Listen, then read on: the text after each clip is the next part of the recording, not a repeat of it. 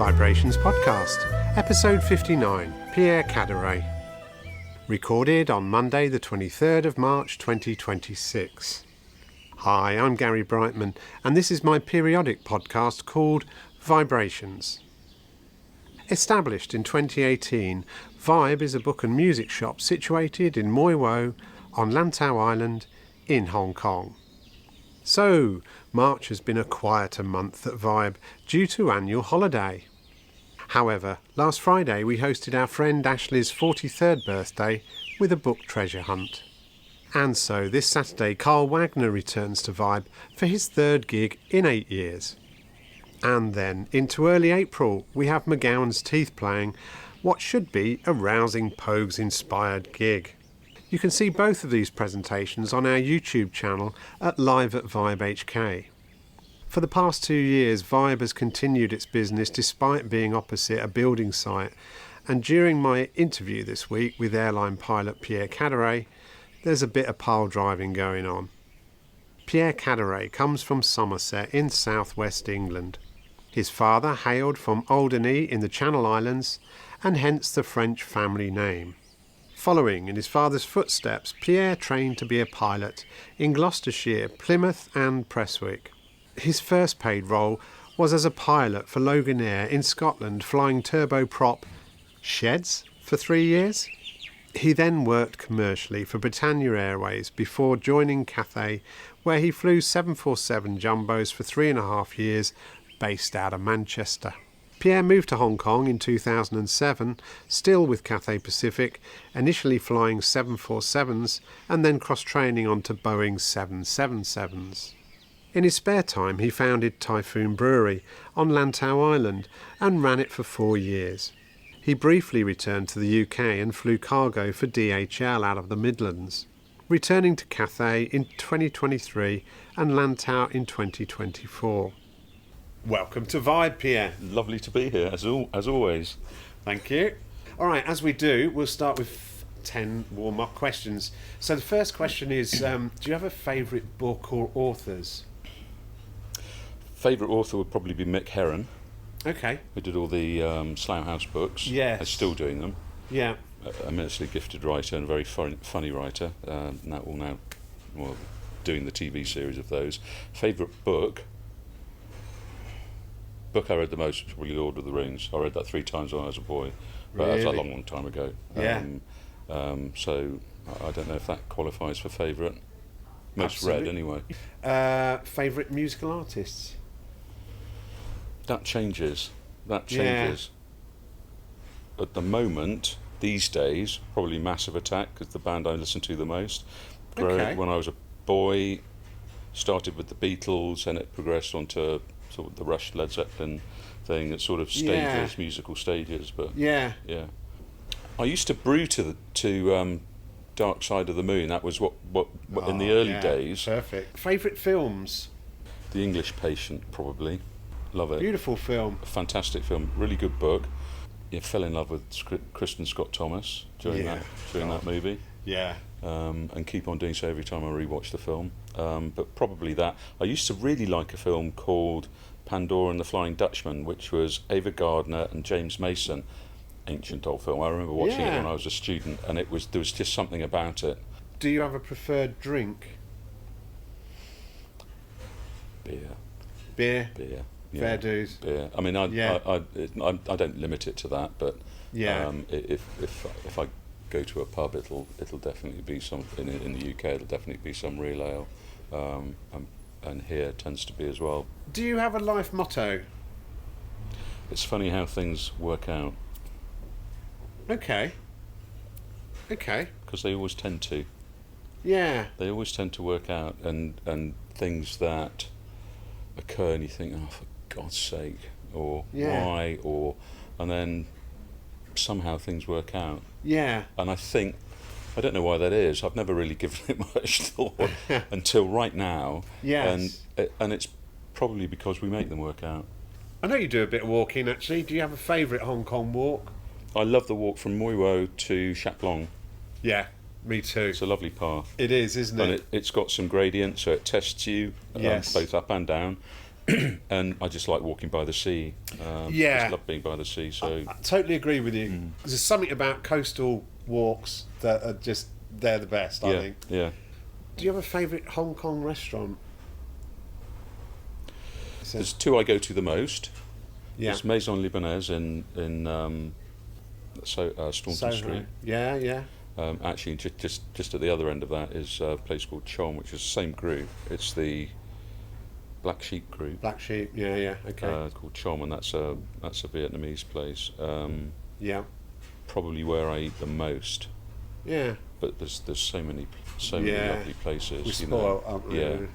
Best advice you were given? RTFQ. RTFQ. Read the fucking Question. Exam advice. Yeah. One of my dad's. That's nice. One of my dad's. So I mentioned three pieces of when my dad died. 3.5 years ago now, and I gave his eulogy, and I recounted three pieces of advice that he'd given me. Well, actually, two to me, one to somebody else. One was RTFQ, because he was a pilot as well. So he being a pilot's just a life filled with exams. Yes. So read the fucking question, and then sorry if that you can bleep that out. Or No, we leave all that in. Oh, good. Beautifully. Good. There's never refuse a mint. I like that one. I like that, actually. Yeah. And the other one was given to donkeys years ago, and I was at home, I think during uni or after uni or something, and some people came around, and there was a young guy in his 30s married to one of the daughters of this couple that had come around for lunch, and he was complaining about a bad back, and my father's advice was take more weight on your elbows. So you can take your pick from those three bits. I think they're all brilliant. They are gems, aren't they? I love them. I've never heard of RTFQ before. Okay. I'd grown up with RTFM. So I come from the IT world. Yeah. Oh, right. IT world was all about manuals in the sort of 80s and whatnot. So and it's interesting to hear that pilots are forever doing exams, and so it's question orientated rather than manual orientated. Although it's manuals generated from questions, so both apply. Really. Yeah. Finish this sentence. I live in Hong Kong because. It's fascinated me for such a long time. Yeah. There's so much more to that. Yeah. Yes. Why it fascinates me. Yes. But it's always been.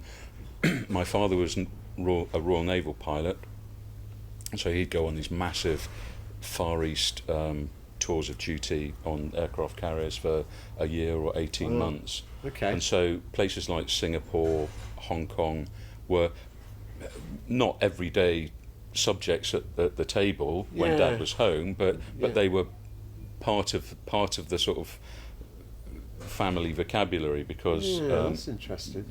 He'd been there, and Mum had met Dad in Singapore, and so these exotic places were always coming up from time to time. And then in the 70s, a lot of people left the Fleet Air Arm because the aircraft carriers were axed by the Wilson government, and so there were a lot of pilots on the market, and a whole bunch of them came out and ran Cathay Pacific. And so a lot of my father's colleagues ended up here and being quite senior here, and so their names kept on coming up, and it was Cathay Pacific and Hong Kong, and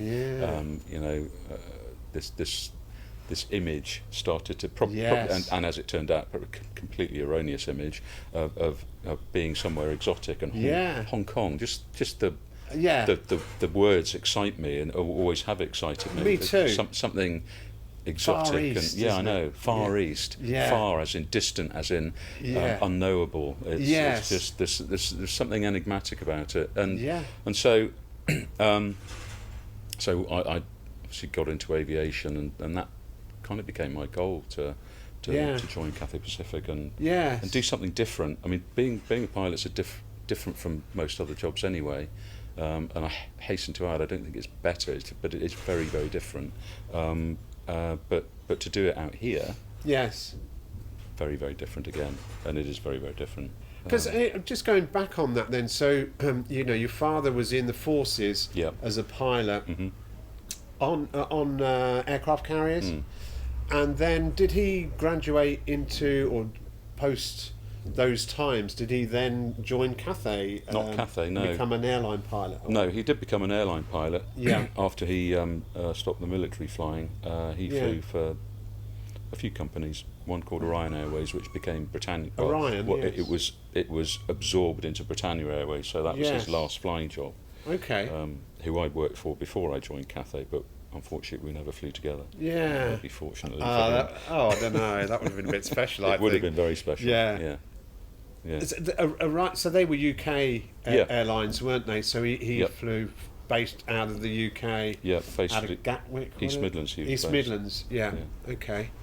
He was doing that the latter part of his life. Presumably, he had to forget doing the dog fights and the low Stuka dives. Yeah, it's a bit frowned upon in the airline world. Stop that! You've got you're upsetting the passengers. There's tea all over the place in the back there. Yeah. Okay, so I like that. I didn't know that actually. So you're kind of following in your father's footsteps in that respect. Yeah. And. Yeah, you're right. That Hong Kong thing, that sort of Far East, it just conjures up just such a sort of different world, a romantic world. That I get that, and but I didn't realise that varying times he was not based here, but sailed through Hong Kong, Singapore. So he would have seen it back in the early '60s, when when Wan Chai was a very different place. Yes, R&R. Yeah, that sounds good. All right, so we'll kind of touch back on that, I think, in a minute. Okay. We'll finish on the last question, which is, do you have a favourite area of Hong Kong? Lantau, South Lantau. Yeah. I've been here more than various places, admittedly, but I've spent more time on South Lantau than probably any other place during my life. Really, yeah. I think so. It's where I feel most comfortable. Yeah. Not to say it ticks all the boxes or fills all the voids, but I don't think you can. I think you have where you are is a compromise, isn't it, of what suits you at any particular time. But it was nice coming back. I spent a couple of years away, and it was just nice to come back to it all, and it all feels very much like home, very familiar. Yeah, very definitely. Yeah, we'll touch on that in a bit, actually. Your departure from these waters and then your return, but before then, okay, so that was the final question. Mm-hmm. Can we sort of drill back a little bit to at what point in time did you think that you would want to be a pilot, following your father's footsteps? Was it always a thing, or? It was always a thing, because I grew up, heavy use of inverted commas, I grew up in Somerset mainly. My dad was based at the Fleet Air Arm HQ, which was Yeovilton. Yeah. And I grew up with, underneath the circuit of Yeovilton. So there were Sea Vixens, Buccaneers, Phantoms, Hunters, all these things in the air all the time. Oh my God! Gannets or helicopters. There was, back then in the '60s, the Navy was a big institution, and unlike what it is today, which is just a shadow of its former self. Sadly. So I was constantly looking up at these things, and then I'd go to air days, and there'd be thousands of people there, and because my dad used to tended to display during these air shows, and so we were in this sort of VIP bit, and cool. And I was watching my dad screaming around in a Hunter or a Sea Vixen or something, and how could I not want to do that? Yeah, absolutely. And it was just it wasn't. I understand, and that all I could think was, that's all I want to do. Yeah. That's all I want to do. And other people are bent in different ways, and might think, oh, that's nice, I'd like to draw it. And yes. Laudable. And thank God that not everybody wants to be a pilot. It'd be really boring. But that was it, really. Yeah. It took a while. It took a while, mainly because I'm not an academic when it comes to the sciences. And I always thought that was going to hamper me, and so I fought shy of really giving it a go until really Yeah. my mid-20s, which is when I Okay. first got into aviation and was doing my private pilot's licence with a view to Yeah. going into commercial aviation. Okay. Yeah, Yeah. Brothers and sisters? I've got a sister. Yeah, Sister. Yeah. Okay. She stayed in Somerset all her life, Okay. and raised 3 beautiful children single-handedly, Yeah. and is now a grandmother of an expanding number. It's weird, isn't In it? When fact- you brothers and sisters are grandparents. Yeah, yeah. But no, she wasn't. Yeah, she wasn't. Didn't want to fly. Yeah, it wasn't her thing. Well, she would have been one of the first. She would have been. The first. She would have been. In fact, Sadly, a good friend of our family. I was at their mother's funeral a month or so ago in London. Just happened to coincide with a trip to London, and my best friend, who became a naval pilot, his sister was the first ab initio, so from nothing, female pilot in the RAF. Really? And Okay. She was. She doesn't fly anymore. She hasn't flown for a long time. But Yeah. yeah. So it's all that's evolved over my lifetime. Yeah. Good thing too. Yeah. Absolutely. Yeah. Yeah. From there, then you're training to be in aviation. Where do you train? In that sort of same area, or? I did my PPL up in Gloucestershire. I think it's called Gloucestershire Airport now. It used to be called Staverton. Then I did some training down in Plymouth, and I finished off my training up at Prestwick in Scotland, Yeah. at the British Aerospace Flying College, which is what Cathay at the time were using it for their cadets. So I finished off my training there, and then Okay. from there was a hiatus, which there usually is, just applying for jobs and getting rejection letters, and eventually I got in with Logan Air Okay. in Scotland, based in Right. Scotland, flying horrible, ugly-looking aeroplanes called Shorts 360s, which are they're sort of the fuselage is box shape in section, and so they're known as sheds or flying boxes. Excellent. But you know, for me, it was the most beautiful thing in the world because Yeah. it was the first aeroplane I flew where somebody was paying me.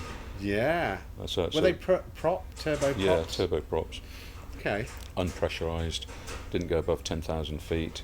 Yeah. So we flew through all the snow and ice and shit that Scotland has to in offer. the north, yeah. And then obviously even worse in the winter. Yeah. That's just the summer. I love it. Yeah. But you know, what a great proving ground, and what a great place to cut your teeth, because you've got bad weather, you've got lots of terrain, which Yes. you know those are the 2 things that are likely to kill you. Yeah. Yeah. So it was a really good first job. So I did that for 3 years or so, and then into Britannia, Okay. flying people on holidays, and then went to Cathay. Britannia, yeah, I'm pretty sure I've flown Britannia in the past. Most Yeah. people have at some point. Yeah. Except you get a job offer from Cathay. That's obviously based here in Hong Kong. When was that? Well, I applied for that. The whole idea to go to Britannia was to get jet time so that I could apply for Cathay, and I'd been in touch with Cathay since 1997, so just before the handover. I was out here with my first wife, and was in touch with the recruitment people, and they said, "Oh, you need to get more hours under your belt. You need more experience." So I was always working towards it, and that conversation was sort of ongoing. So I applied to come out to Hong Kong to join as a second officer, who is basically a non-operating pilot that sits in the seat anywhere above 20,000 feet. Okay. Doesn't do takeoffs, doesn't do landings, and the deal was then that you do that for about 18 months, 2 years, and then you become a first officer. Yeah. When I was at the interviews in London, they said, "Well, you've got lots of jet time. You could join as a first officer, but you'd join on a base in Manchester or London. Yeah. But you'd be a direct entry first officer, so you wouldn't go through all that second officer stuff." And I thought, well, that's a good idea. So I ended up in Manchester for 3 years flying the 747 Classic, the old one. Yeah. With a flight engineer. So I did that for my 3.5 years, and then I moved to Hong Kong 2007. Okay. So I'd been in Cathay for 3 years then, but moved out here in 2007. But obviously, coming to and from all the time. Every time I went to work, I ended up in Hong Kong. Yeah, okay. So knew it quite well by then. Yeah, that must have been like a dream come true, I'd imagine. It was. Yeah, it really was. You've fully qualified, you're then an airline pilot, and then do you decide, or do they decide for you in terms of what you specialise in? Well, it's all about fleet and what fleet you go on. And the old 747 pilots used to traditionally transition onto the newer one, which is the 400 series, and now they've got an even newer one called the Dash 8, which is got all the swept up avionics and lots of things to just basically things to make life safer for you and more manageable for you. But at the time, the 777 was always a very happy fleet, and that was always common knowledge.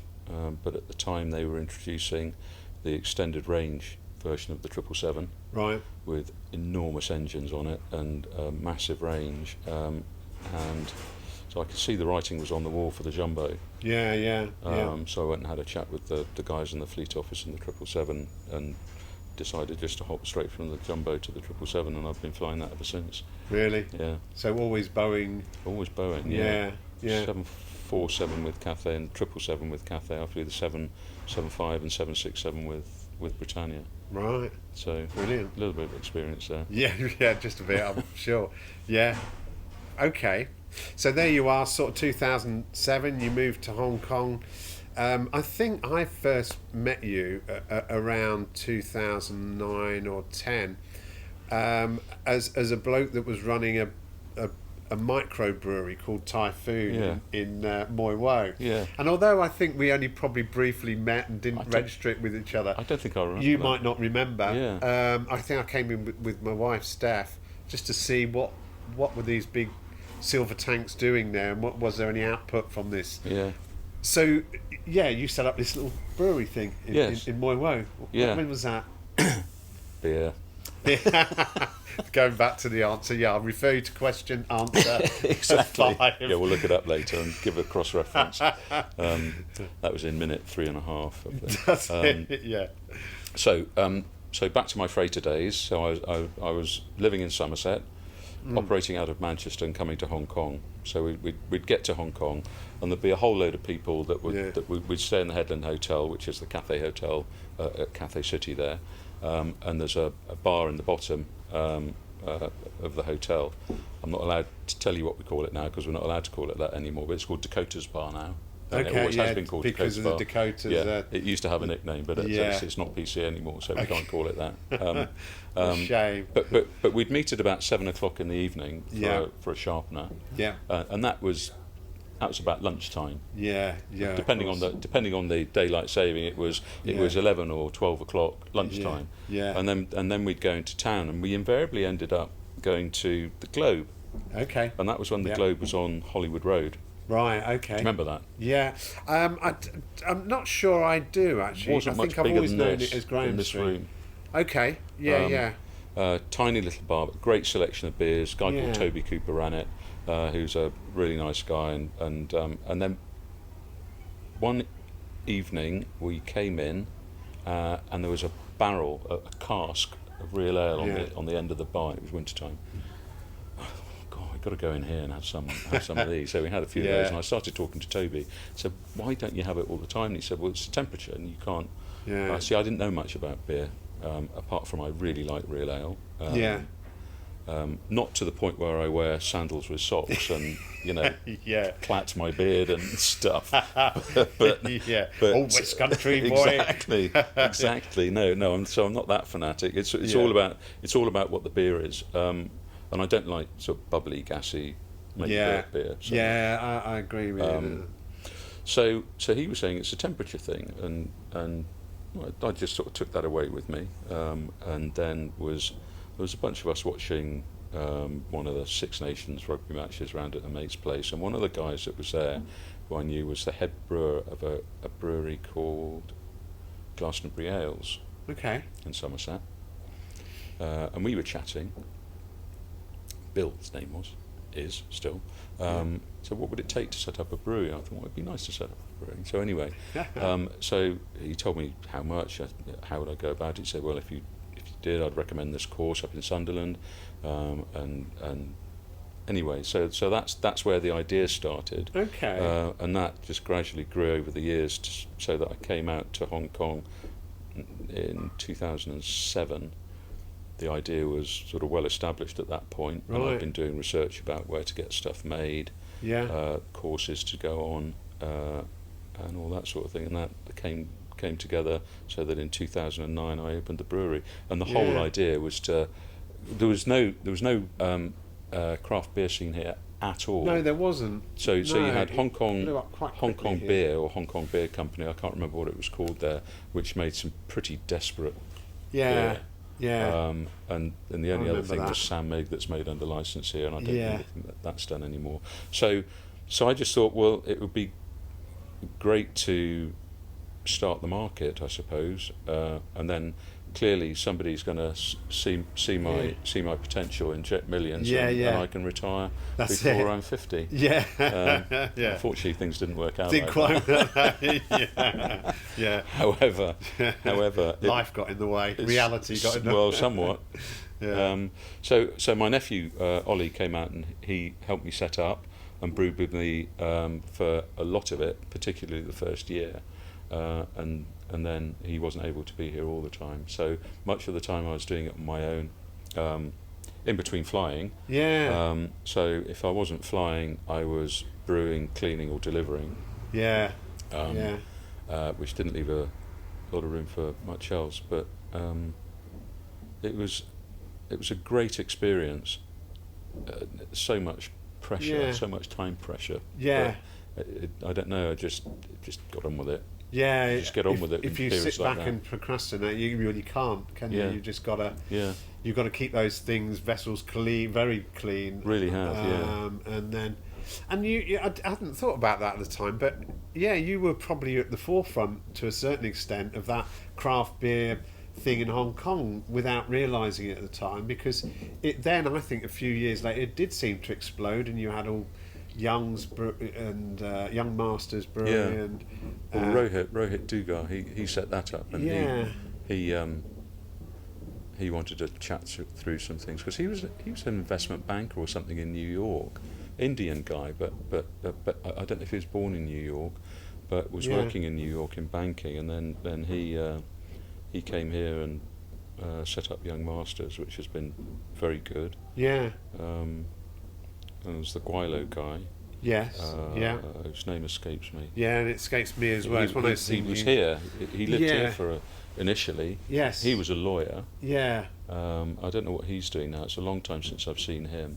Then Luke and his brother. I can't remember what his brother was called. The Ardley brothers. And now it's just the Ardley brother, because Luke's brother fell in love with a French woman and followed her to Paris, which.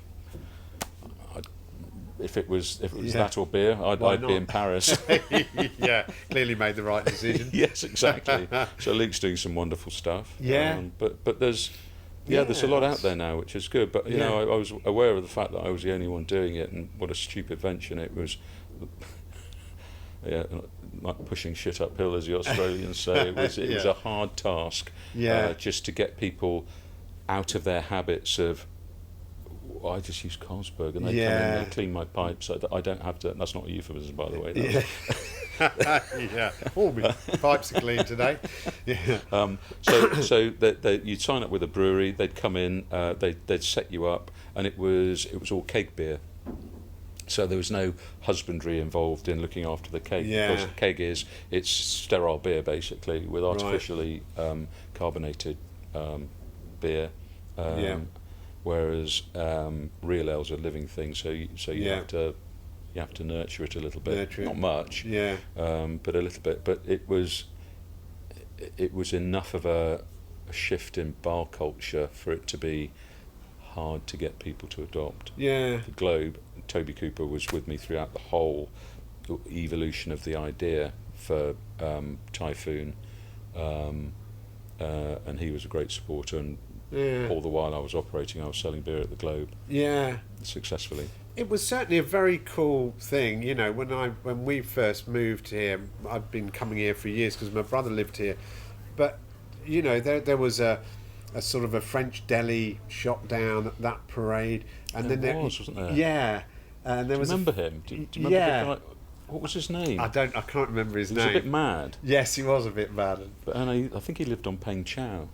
Yeah, I don't know I just remember going there and it's sort of, so you'd have this random deli thing down there, Yeah. and then you walk a little bit further up, and then you'd see a glass front and the big silver stainless steel tanks and the Typhoon Brewery. I thought, it's cool. This is a cool place. You know, it gave it some grain. But how long did you last there? Sort of a few years. 4 years. 4 years in Yeah. total. Yeah. So what made you say, well, okay, got to stop now? Was it? Well, it's that usual thing. The usual death of a small business is the landlord decides that he wants to double the rent. Yeah. Okay. I had an Very English Hong Kong. landlord initially, Yeah. and then he sold it. And when my lease was done, Yeah. it was decided that my rent would double, and I didn't have enough time to make enough beer to sell to cover the new rent. So it's a timing thing, but agreed thing on the usual Hong Kong landlord's part.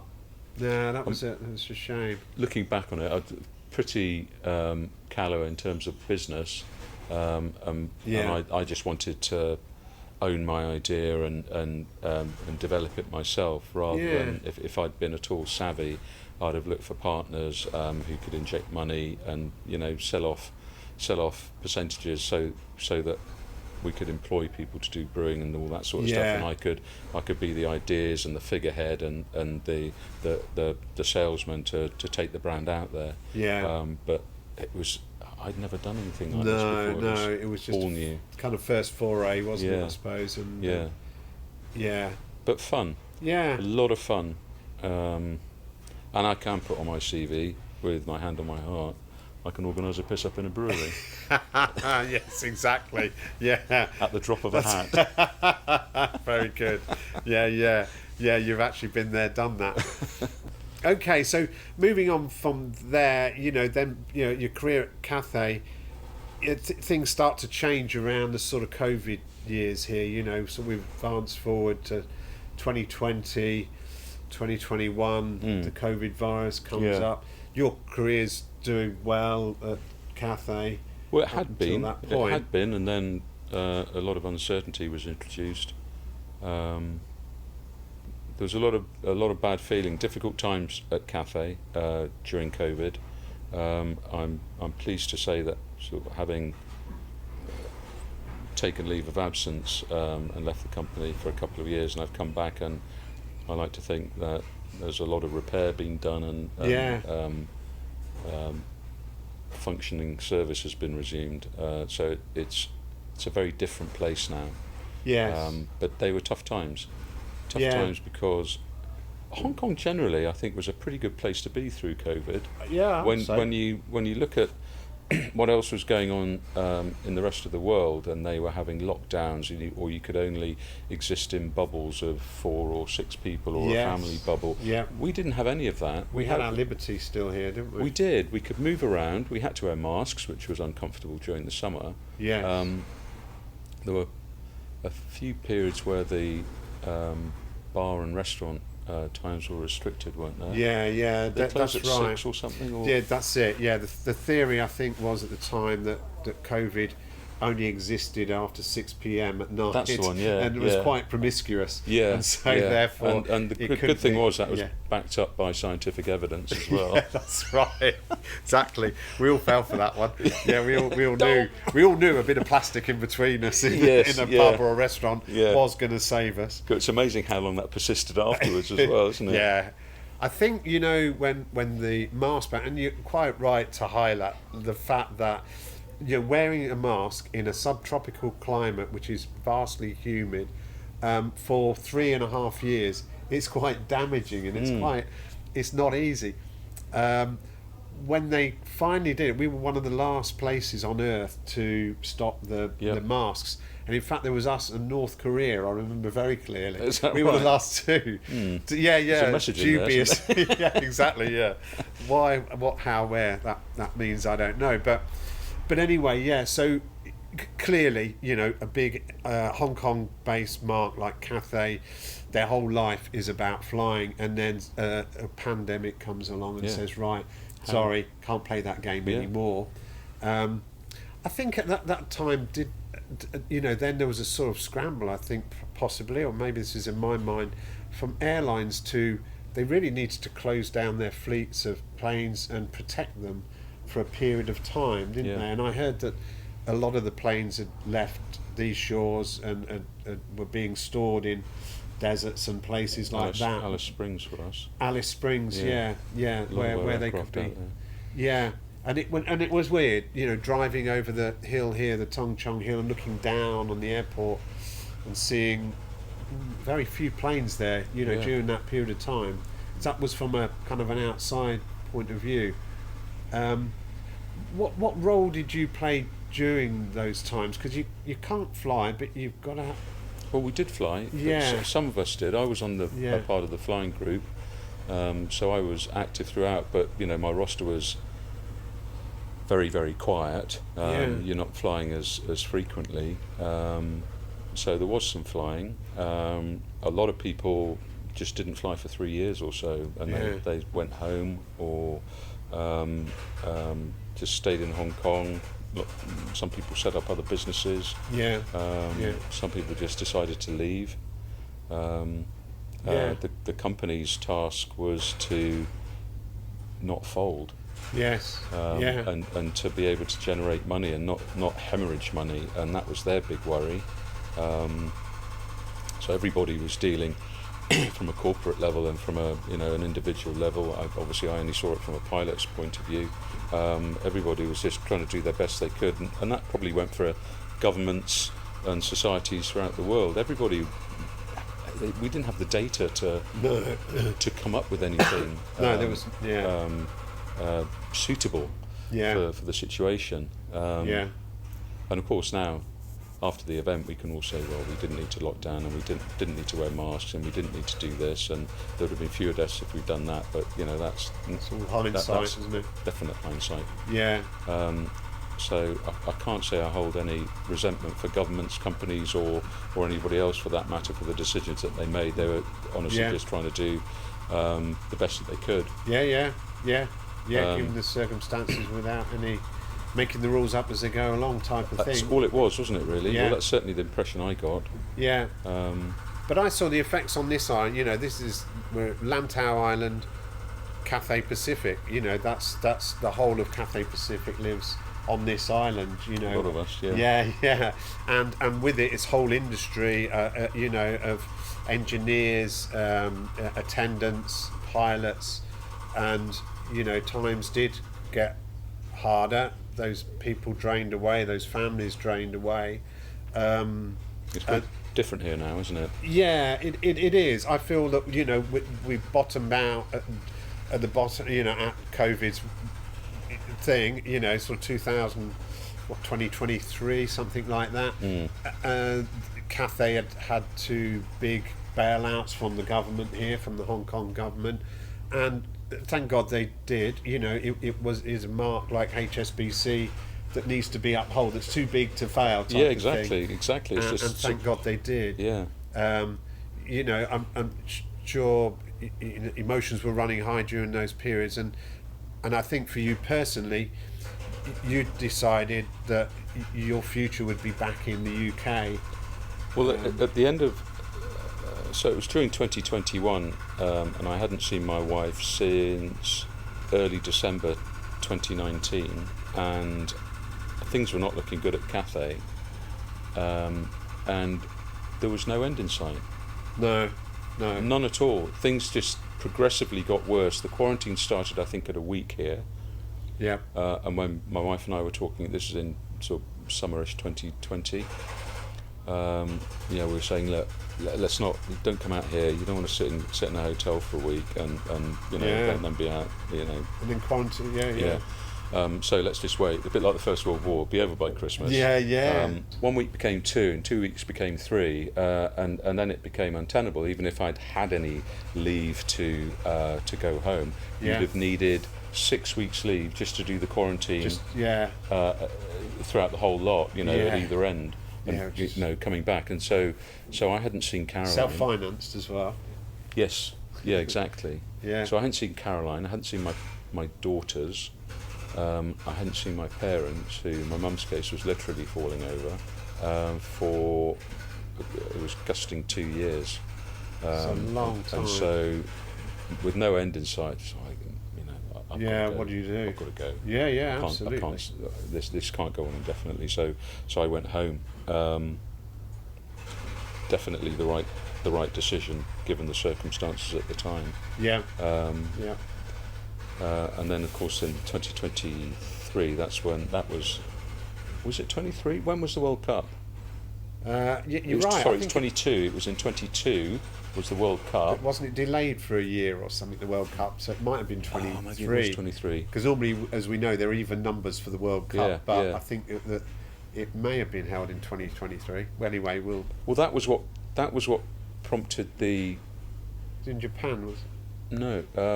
It might have been in... Was that the Russian We one? sound like two old men that have got no idea. That's because we're two old men that have no idea. They can't retain a memory more than a couple of years. Was it 40 or 45? I can't remember. That's right.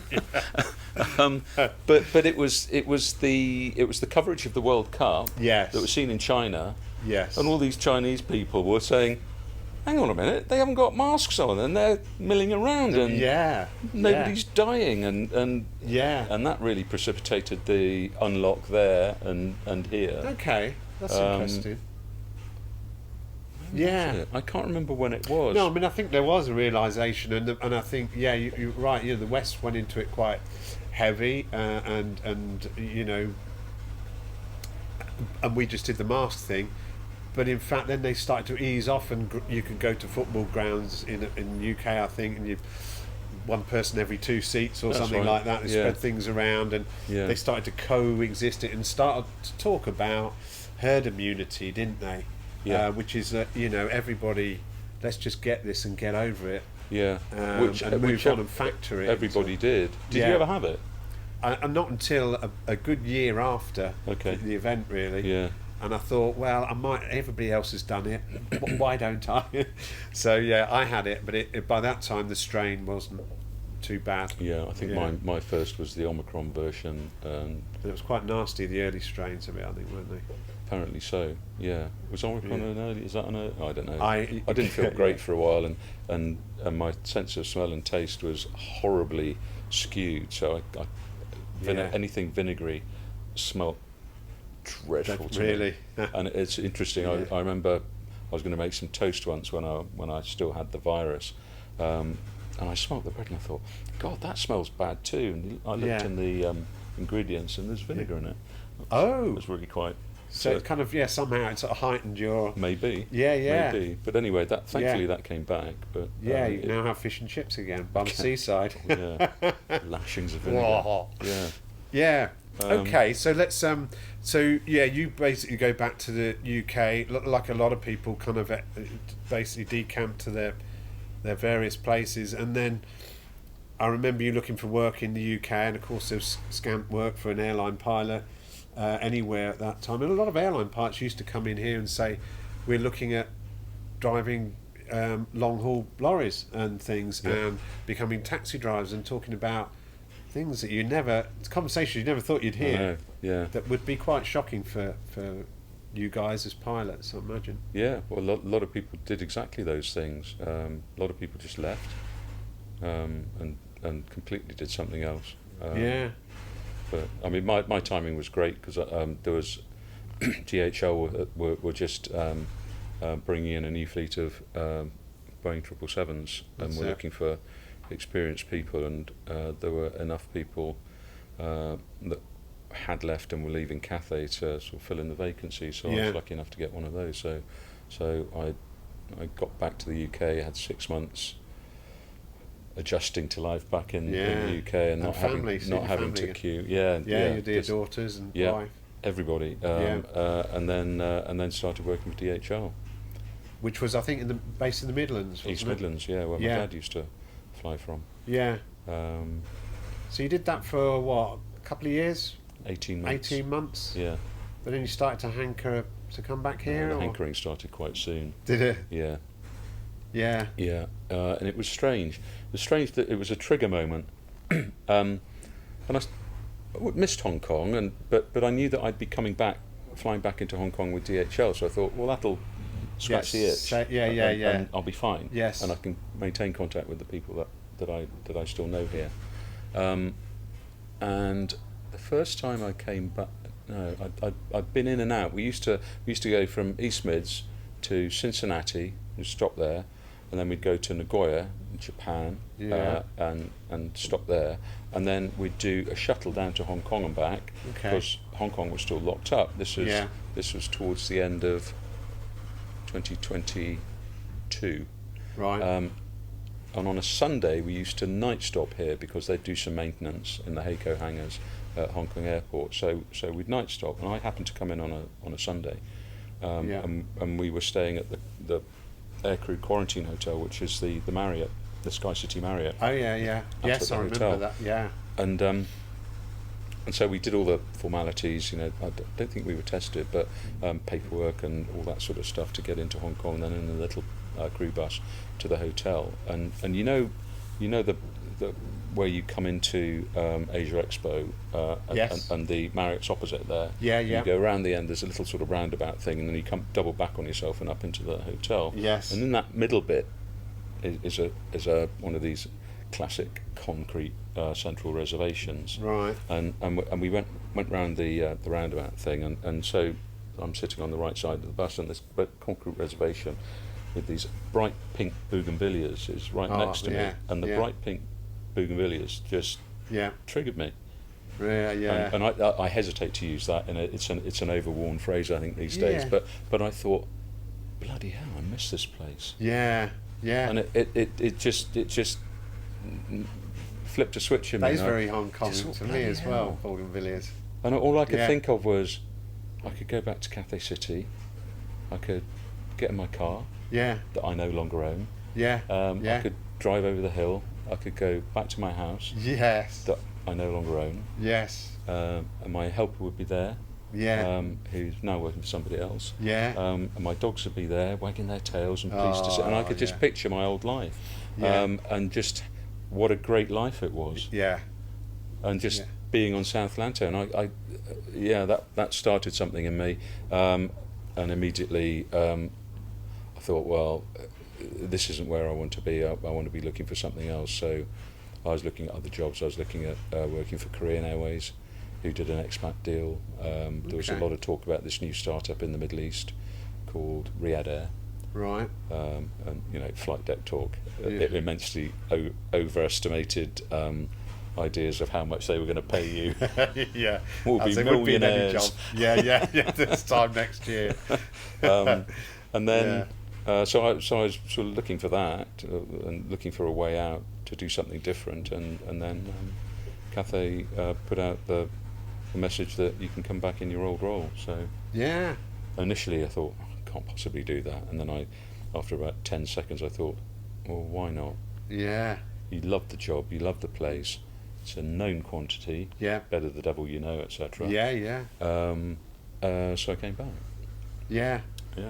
How cool is that in a way, really? You come full circle on that one, and and on the way you learn a thing or two about what you like, what you don't like, what you appreciate and perhaps didn't know you appreciated it. Subconsciously, what's deep down in there that suddenly gets pulled back up. And they always say you can leave Hong Kong, but Hong Kong never leaves you. No, exactly. And I do believe in that. I'm sure that's the same for a lot of places on this planet. But I think you're right. I do remember you coming back, and I do remember seeing you, and then you going through. you kind of had to re-qualify again, didn't you? You had to sit all your exams again. I remember Everything, that. right from scratch. Yeah. You couldn't get up in a plane, I think, until you... It was about 6 months? No, it wasn't that long. It was probably about 2 months till I actually started the training in the aeroplane, so line training we call it. So I had to do the full technical course, which is to learn about all the systems again. Given that I've been flying the same aeroplane in the UK, and my licence was still current in the UK, in Hong Kong, but this was new territory for Cathay and the aviation department as well. Okay. And it was them again, just thinking on their feet, doing the best they can. We don't know what to do. Make them do everything. Fine. So I did everything again, and that was fine.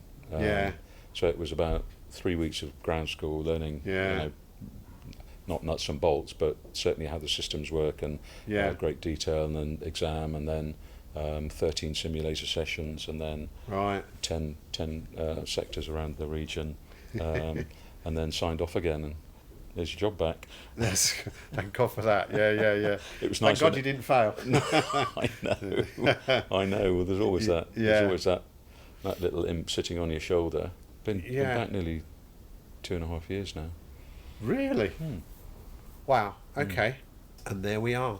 That brings us up to date, I think, more or less, doesn't it? Anything else to add to now you're back and now you're established again? No, it's just... your family are growing up? My family are growing up, yeah. It's a different life now. Yeah. For the purpose of explanation, I tell people I live in Hampshire, but I work in Hong Kong. But my wife stayed in... Very cool. She didn't come back with me, which is... I understand, she's got 5 grandchildren, and their collective gravity is a much bigger pool than me. It's a big draw, absolutely. And I'll be finishing aviation in 4 years or so. So then I'll be going back, and we'll be picking up where we left off in terms of life in Blighty, for me anyway. Yeah. So it's a different sort of life, but it's still good. And Hong Kong's still epic. Yeah, it is, isn't it? Yeah. Epic is a good description. Especially days like today, you I know, look out the window just and glorious, isn't it? Perfect, clear blue skies, a little bit of a breeze. Yeah. The onset of summer. Okay, good. Well, that just remains for me to say, Pierre Cadoret, thank you very much for coming today. My pleasure.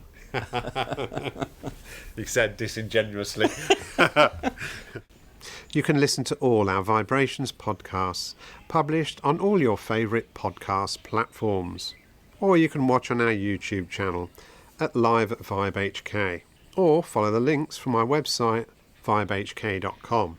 The opening and closing music comes from Celestial and is called Green Island Dub and is on the Retrospect vinyl album. Finally, a reminder that Vibe is open 6 days a week, from Tuesday to Sunday, 12 noon until 6:30 p.m. Thanks for listening to the 59th Vibe Book and Music Shop podcast called VIBErations. I'm Gary Brightman. You get my vibe? Can you imagine what this old island must have looked like to those Dutch sailors when they first saw it? Fresh green. Like a dream of a new world. They must have held their breath. Afraid it would disappear before they could touch it.